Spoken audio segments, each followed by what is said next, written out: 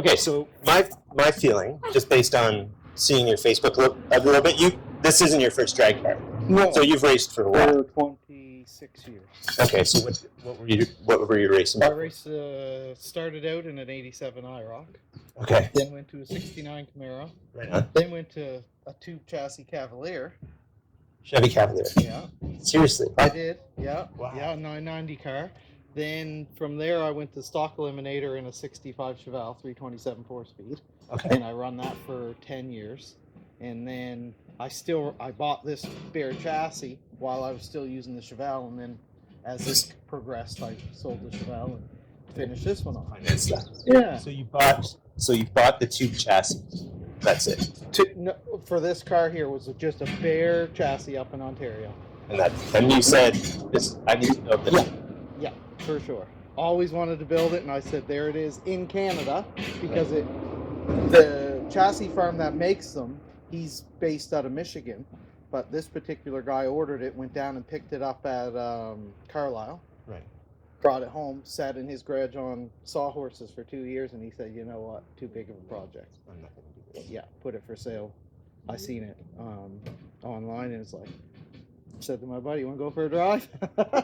So off we went to Ontario, straight up, straight back, put it on the back of that truck, up on the ladder rack. Oh no! Yeah, we did. Yeah, the bare chassis. Yeah. Right so where are the body panels from there? We made them. You guys It's all made.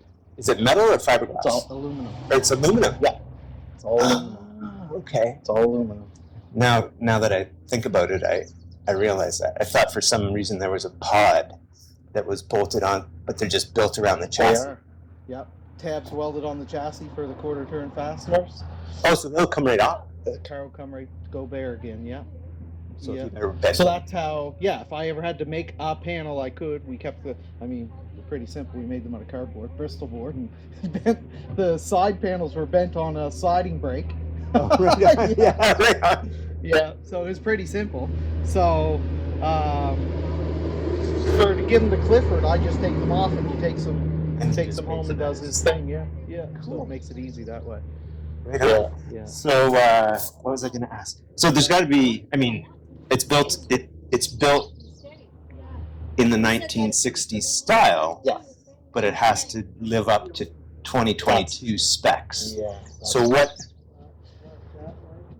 on it harkens to the 1960s? Obviously the paint. You were saying the injection system is an original 65 unit I bought from Elkie Diggers in Tennessee. Okay.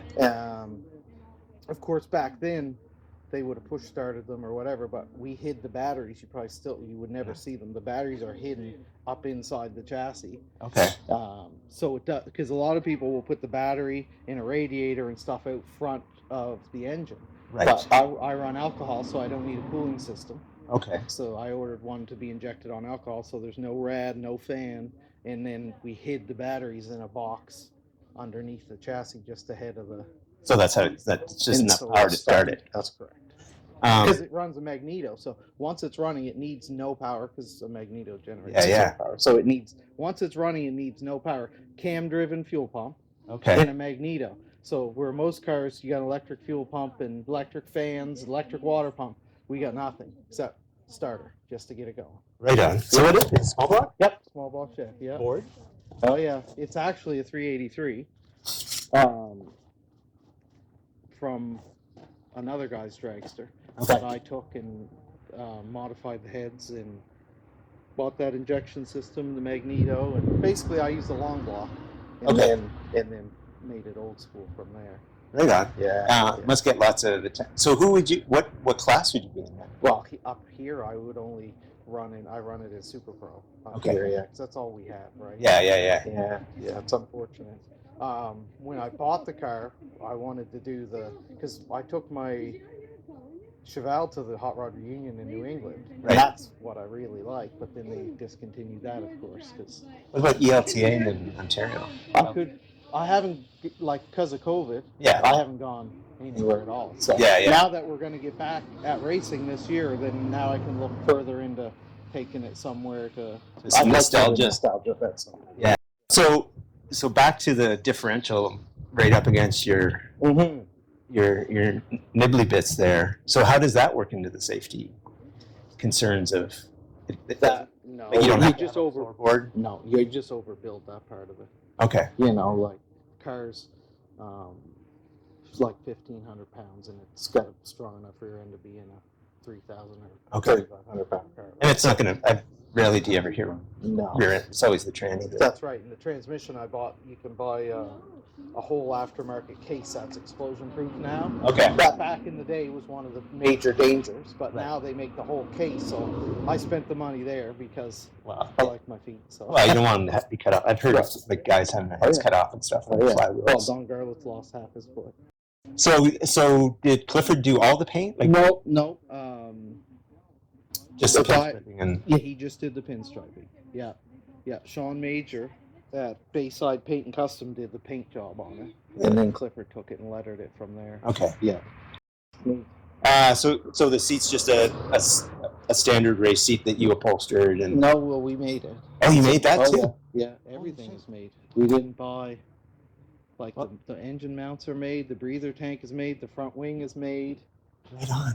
Everything was made. That's why, like, I'm quite proud of that car because it's not something I just ordered all these pieces offline, right? We just took an old 8 3/4 Dodge and narrowed it and put the, and like I said, the little polished aluminum engine mounts were made, and the breather tank and the weight tank on the front, the wing, all of it, right? That was all. And the front suspension too. The front drop axle was actually off of an old Jim Green's old altered.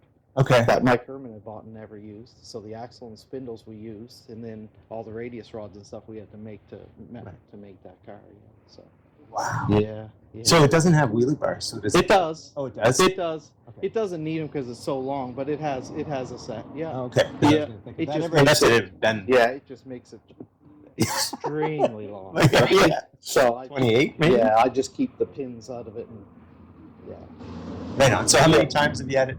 We've only had Tamir twice, and got a bunch of half-track passes, and I did one trip to the 1,000-foot mark, and it went at 8:26. So yeah, it's quick, it's fast. So I bet. Yeah. Is it scary? Yeah. It keeps you awake. Oh yeah. There's no one finger. No, that's for sure. Well, I would think the front. I mean, they did away with the spoke front wheels and. Yeah, this guy here, Hayden Enterprises in California, makes these new wheels for all these nostalgia, because nostalgia has really taken off, especially down in the Southwest, right? Yeah. So this guy makes a safe spoked wheel, like they're no longer an old scooter wheel or something, right? Or motorcycle wheel. The shopping cart. Yeah. So that's where I got these, was from Hayden Enterprises, and they're really nice stainless spokes and stuff. So nice wheels. Yeah. Awesome. Yeah. Well, I appreciate you coming out this far, man. Cool. This is cool.